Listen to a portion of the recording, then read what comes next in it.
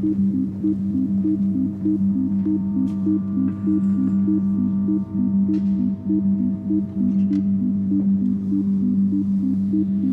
much of your work is classified? All of it. Everything I did all day long was classified. All of it. My name is Matthew Roberts. I was a cryptologic technician in the U.S. Navy for 16 years. I was present on the USS Theodore Roosevelt for the gimbal event. So that was the first time I saw the gimbal footage.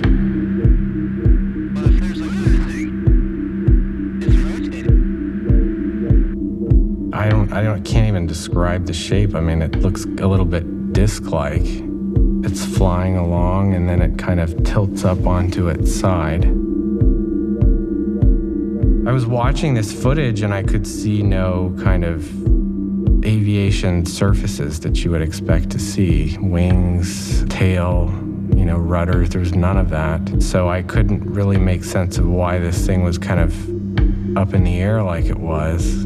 And I had this kind of emotional response to it. And at the time, I didn't understand that. I knew that it wasn't ours, right? I knew that it wasn't anybody else's. So, I mean, that only leaves one other option, I think. Which is what? And that's non-human tech, non-human intelligence technology.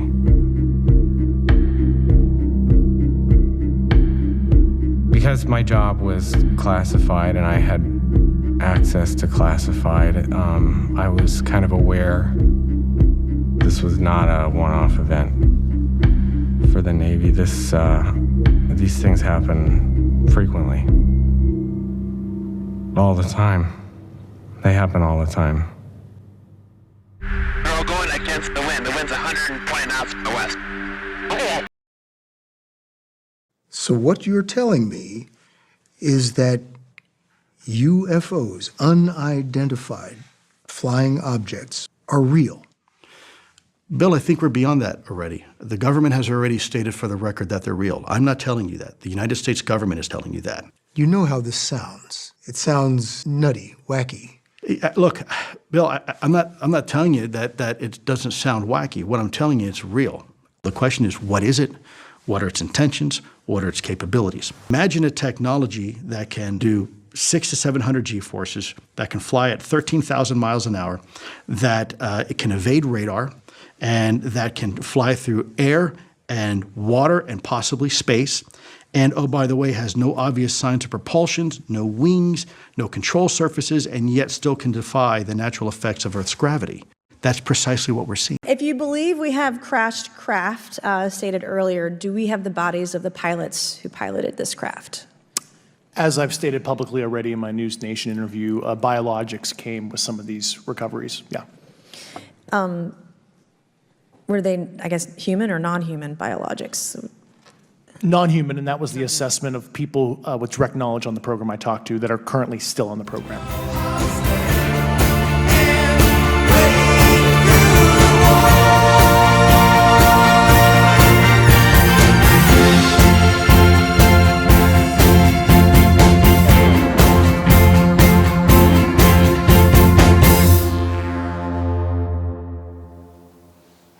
Hi, welcome to part 39 on the Lackawanna Cutoff, where we're in Johnsonburg for close encounters of the first, second, and third kind. Hi, I'm Chuck Walsh, and the cutoff is behind me right over here. Johnsonburg station is maybe a quarter mile in this direction over here. We have Debbie Natyzak, who is going to orient us to all the activity that has taken place here. It's quite a bit over a period of time.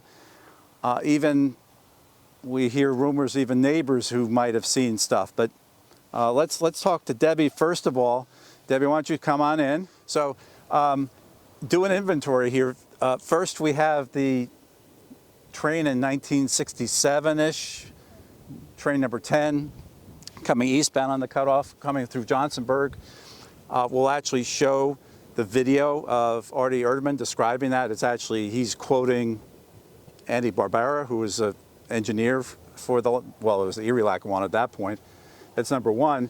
Number two, and now you can point this and tell us what happened over here on the cutoff, right behind us, where I'm pointing to that green tree there up on the cutoff. Area. What? Tell us, give us a little bit of background of what happened and what you saw. Again, it's probably around 7 o'clock in the evening. I walked past our living room window, and this is what I saw, these very bright lights in a string on top of the tracks. And they were there for quite some time. I would say, ooh, over 10 minutes, just sitting there. That's about all I could say about it. It was just very odd. And it wasn't a train, because it was just, nothing moved sideways. It wasn't moving anywhere, it just stayed stationary in one spot. And it just had these separate lights that spread apart, very bright. Now, you went up there. The next day. And what did you see when you went up there? Well, there were no trees at that time. Everything was just grass, and all I could find up there was just grass laid down in the one spot. There was nothing disturbed other than the fact that this grass, because the tracks were still up there, and but yeah, the eastbound track, or yeah, what the tracks was were still there. But there was a spot where there weren't any tracks, so it would have been on. Yeah, it was even further off of that. Was more in the grassy area. Okay. Okay. So that and there was no burn marks, nothing. It was and it was an exact spot, pretty much where I saw it from my window. But you're saying that the grass was laid down. Was laid down. Yep. Flattened. Okay. So that's number two. We have video from where we were up there where we talked about it.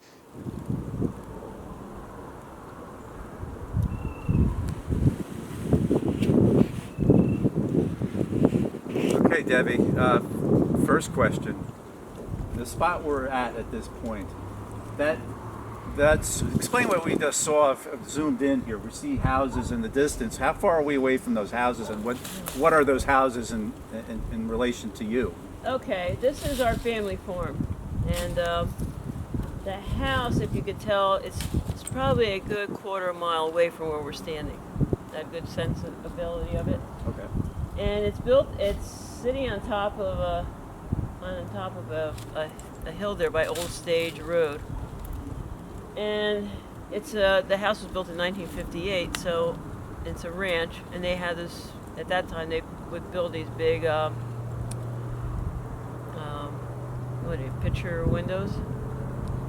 So the house faces southeast, and it shows the tracks here. So I grew up there. I grew up on this farm, and you could get a clear view of the rail line here. So we're on top of the cutoff. I'd say this fill is a good 70 or 80 feet tall. So we're up in the air here, and we're maybe I don't know, between a quarter and a half a mile at least east of the station at Johnsonburg. Oh, yeah. Where the station was. Okay, so that gives the audience at least a rough idea of where we are. Now, what you're going to tell us now takes place about what year, roughly? We're speaking? 1966, 67. Okay. Around 7 o'clock in the evening. Is it light or dark? Or? It's dark because it was the fall, probably October-ish. My mother just went to go pick up my brother from Boy Scouts. And I go past the window and I see these pulsating lights up here on the tracks. And it's nothing like I ever saw before. They're very bright. And it was like, I was telling you, the length of a car, like a rail car. But there was nothing in front of it and nothing in back of it. And it was just these very bright lights on the sequence, just going back and forth. And I probably stared at it for a good, I noticed it, I don't know how long it was up here, but I noticed it for about a good 10 minutes. And then it just disappeared. Just disappeared, like it didn't move this way, it didn't move that way, it just disappeared. So I don't know what it was. That's why the next day I came up here with my bike, and there were no trees here, nothing. It was just all grass. And I went to the exact spot where it was, which would be a little bit further down here, and that's where I saw all the grass laying flat. There were no burn marks, no skid mark, nothing disturbed as far as dirt goes, but all the grass was just laying flat in that one area. Now, what was the shape of the flat area, if you remember? The shape was like oblong, circular, because you have to remember the tracks were still here, so it was right next to it. It's a good size. So this thing, whatever it was, now people are going to may say, well, could it have been something other than what we're suggesting that it is? No, okay. Because that's what I was thinking. That's why I came up here, thinking it was something else, like some other vehicle, whatever. You would see tracks, and there was no tracks. And all I saw was in that one area, and I remember going back and forth with my bike, and just all I saw was this one area where all the grass, it was probably about 2-3 feet high, was just laid down, and nothing else disturbed around it. Again, no trees were up here either. So that's, in terms of the different, I'll say UFO or UAP, the unidentified aerial phenomena, sightings you or others in this area have experienced. Chronologically, is that the first, or is it have there been, or were there any before, or there any There could have after? been before, but nobody talked about it. Like I said, my grandparents came here in 1920s, 1925, 29. You have old Johnsonburg here, the houses. There's a few houses on the side. They could have seen something but never noticed. Now, what started this whole thing with me, we did a previous episode about paranormal activity, and in that particular episode, there is a snippet that I include of Artie Erdman, who tells a story of a train that's coming eastbound. What I'm going to do at this point is include that snippet, and you'll be able to see the story that he tells about that. Well, Andy Barbera was I know he was the engineer, I guess famous for being the engineer on the last Phoebe Snow, at least the first section of it. I know, and reading all your stories on Facebook. Oh, you've been reading? Yeah, I read them religiously. And there's a story in there about some very strange things happening, which involve, where Andy reports them on the cutoff. I don't know if you were... On number 10, coming east on number 10, the New York Mail. Yes. Yeah. Now, the Andy Barbera story, the way if my recollection is correct, involved with all sorts of strange things happening, like with the signal system, and they saw something down like in Greendale, so it wasn't even just Port Morris. It was like something was following them, or no. What happened was number 15 went west, and number 10 would come east after they cleared. And yeah, they were mail trains. Yeah, and 15 also took New York State prisoners to Elmira and Attica. Oh yeah, that's interesting. Okay. Yeah. But the operator, Port Morris, I won't say who it was, started getting indications on the cutoff. The light would light to indicate a train, and it would go out. And number 10 is coming east, and he's coming to Johnsonburg, out here.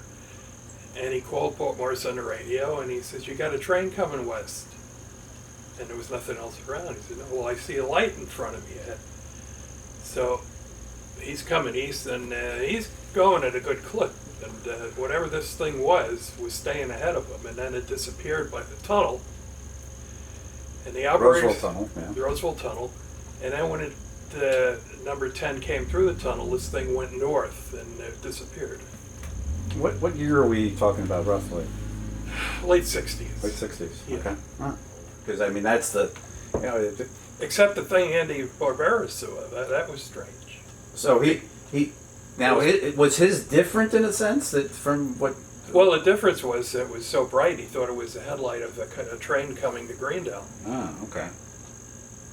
And it actually, and it didn't make any sound, I think, if I remember No. right. So there was no sound. It was way ahead, And far ahead of him.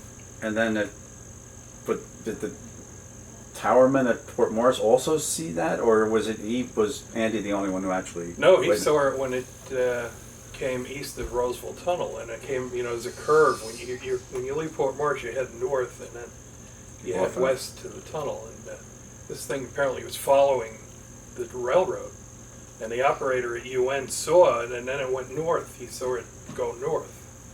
Huh. And then, that would be east then. Yeah. Okay. So that's interesting that, so there are multiple witnesses. Now maybe we can walk around and then point us to the next spot, because this is you've referred to this as a hot spot. I think that is an accurate statement. Now the sighting that took place here, what are the circumstances of that? The sighting over there? Right over. Now that sighting was right over the water. Now again. The water that we're looking at right here? No, further back. Further back, okay. Where High Rocks is. Oh, so it's way back. Okay, so it's up where that tree line is above. Okay. Yes. If you go over it, you'll see it. That's the pond, actual pond. Now, who actually saw it? Or you weren't the one who saw it? I wasn't the one that saw it. These spelunkers. These two guys were up there. They were coming every weekend or every other weekend to try to find the caverns, because the caverns are all marked in Dalton's Book of Caves of New Jersey. So they're all already documented. So they were looking for trying to dig out, because what happens with limestone, everything was caving in. So they wanted to go back and try to document all the caves. So they were in there digging out, and slowly digging out. And when they would rest and look over, that's when they saw three. They would see three triangular spaceships, and they would come out of the woods probably like 5 o'clock, because it's dusk in the fall, 5 o'clock, 6 o'clock. He knocked on my door. He wanted to let me know that's what they saw. Now, when you say triangular, are they like a boomerang, or is it like? He just said they were triangular ships. Okay, because sometimes you see them like they would have two arms, and some of them you're talking. He's just telling me what he told me was triangular ships. They're over the sinkhole pond, which was kind of interesting because they were just hovering right over that. So there were three of those. Three of them. And did he say where they went? No, they just disappeared. It was the oddest thing that they just, I guess, watched it, and then that was it. Okay. I don't know what happened to them. That's 30-some years ago, so I don't know where I never saw them again. Good that you mentioned that. So you're saying 30 years ago, which would put us into what, about 1990 or 90s? Yeah. Or late 80s? What time? Late 80s, yeah. Late 80s, okay. This one up here was when? That was in the 60s. That was in the 60s, which is about the same time as the train. Now, there's more here. The silos there. There's a sighting at the silos. And that was one of the tenants we have in the farmhouse. Now, I can't remember. I have to really look back to see what dates she was here. She lived here for like 2 years, but that was like the mid-50s, 87, probably around there. And she had mentioned it to me, not the day after or whatever, but it was in talking to her. I would always ask people about if they had anything odd happen around the house or whatever, because I knew about the ghost. And then she just opened up and told me about the dog was barking, put the dog outside, and it was barking towards the silos. And she looks up, and there's this triangular object in the sky right above the silo. When you say right above, okay, one triangular. And we say right above. So that means it was pretty low. It's pretty low, okay. And those same thing over here, they were pretty low. Okay. But they were hovered right over it. Now, before we talk about because to do an inventory here, so the instance of the train, that would be defined as a close encounter of the second kind. The one with where everything's been knocked down, that's also the second kind, because that's meets that definition.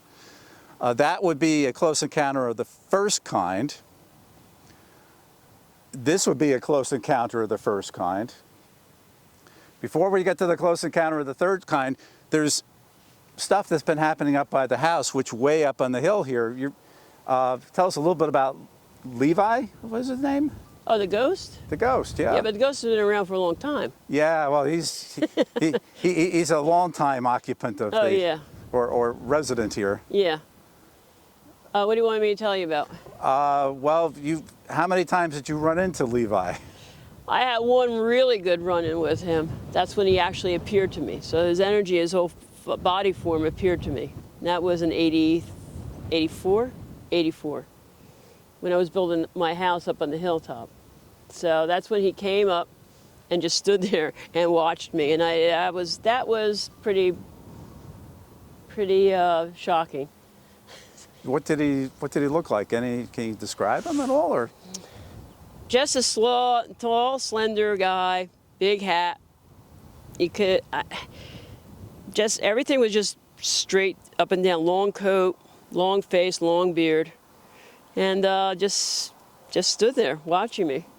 Did you see him appear and disappear, or did he just appeared? I knew it's a sense. You could feel that somebody's watching you, okay. And that's how I looked up, because I was painting the outside of the house, and then I saw that figure, and I just kept, rubbing my eyes and trying to figure, and it just stood there for I don't know how long. You lose track of time, and then it just slowly just dissipated. How do you react to something like that? You don't know what to do. It's stunning. Well, that would be a good word for it. I would think so. Yes. Now, talking about stunning, okay, the close encounter of the third kind. Okay. Tell us about that. How old are you? And then give us a little bit of background. That's when I was 11. So I was born in 57, so 11 would be what? 68-ish, right? 68-ish. Yeah. So you're talking about this light over here, 67, so 68. And then, that was in November, so they took my bike. They took your bike? I didn't see them take it, but my bike disappeared the next day, so I assume these little creatures that were about yay high with big heads that ran past the back of the house, 3 of them, probably the one in the front had the bike, because I didn't see the last one. I only saw the last one running by. And you don't know where they came from? That way. I don't know why they would go that way, but they went that way. So I don't know what was on that side. I was too scared to go look. So how did you know that they were there? I mean, I heard something running past the back of the house, because it's a ranch house. And it's a big long run. And I thought, well, who's running behind my house? It was like 4 o'clock in the afternoon. Who's running behind the house? Now, you're saying about this tall, so that would put them about 4 foot or yeah, they a were little short. bit more. Big head. Big heads. The body. Short bodies. Had arms and little legs, and they wobbled. Like I wobble now. So the body is what? Is it low to the ground in a sense? I mean, how? The body's on the ground. No, what? But how long are these legs? Because you're saying they're not long. So they're unusually short. I'll put it that way. So not real short, but probably about the body itself. I don't know. I don't remember seeing. That was just too striking to see the head. It was, the head was big. That's the only thing that I never saw the face. So that was, I just saw the backs of them. Coloration, texture. I mean, describe them. It was. Everything was just the same color, like that flesh, not flesh tone, but more because it was gray. It was night at dusk, so it was like a grayish, maybe grayish blue. Okay. On a lighter end. Because I don't know that we have any skeptics that are watching, but it seems to me that this isn't just a bunch of kids running around in Halloween costumes. No. Because the head part and the short leg. But it was just too big of a head. Like I said, it's like a teardrop head. It was pretty big. Teardrop. And it's not like a helmet or no. It was like a whole big body form. Of all the same in a sense. So you couldn't really There was no distinction. I mean, everything was one. It's like if you're naked, just everything's one flowing skin. So you don't get the sense that they are actually wearing some kind of suit or anything like that. Nope. And your bike disappeared. And yeah. bike disappeared next day. So you tell that to whatever. But anyway, it was broken up. The bike was broken up. So What do you mean? I could still, I wrecked it, but my dad banged it out so I could still ride it. But it disappears. Is what It disappeared. Who would want to take a bike that's bent up? That's what I'm saying. So the last time you saw it was the day before or the day of this? Probably the day before, because when you're a kid, that's all you did was ride your bike. And then the next day it's Gone. It's gone. That's bizarre. I mean, it's a sort of like a souvenir. I have no idea. You No, asked. I mean, I'm not asking you. It's sort of a rhetorical question. I mean, to me, it's sort of like, well, why? I mean, I'm thinking about in terms of the cutoff, for example. I can see the fascination if you're like, you want to say, an alien being. Why would you have an interest in a train? Well, I guess if it's a primitive, if you're. But it's not so much a train as I'm saying. It's water. I mean, this area, and who knows how long or how many sightings there were here, because you have to be there to witness it. Well, we're talking at least.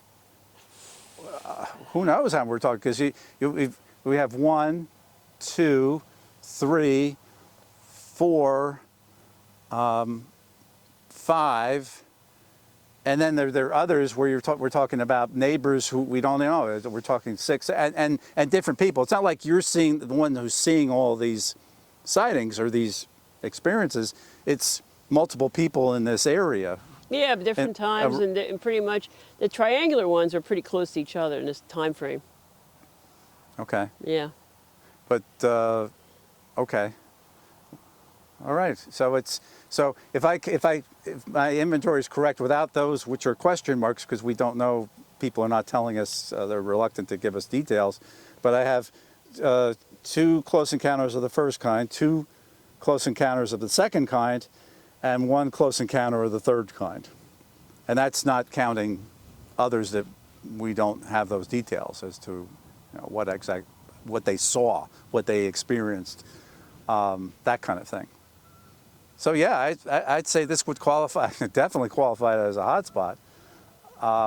But there hasn't been anything since the 80s, then you're saying? That it's been Well, quiet. if you publish this and put it out there, maybe you'll find somebody that, because we're getting up there in time and years, so who knows.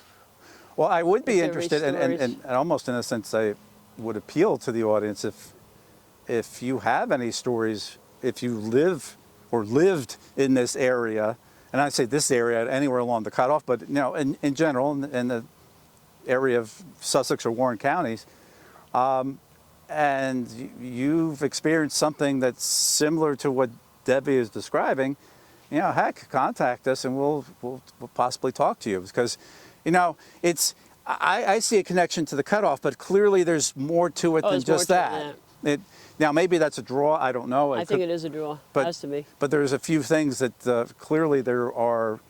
What the reasons are, I think it's too many sightings within a very relatively small area. To me, there has to be some kind of attraction here. What that is, well, you say the water. It could be a combination. Don't know. So, that's Close Encounters here in Johnsonburg, New Jersey, either on or near the cutoff. We'll keep looking for more paranormal activity. Certainly there's quite a bit that's taking place in this one area, probably more or less a square mile, or maybe a mile and a half square, not much. So, thank you for watching. This is the end of part 39. Hope you look forward to part 40 on the Lackawanna Cutoff.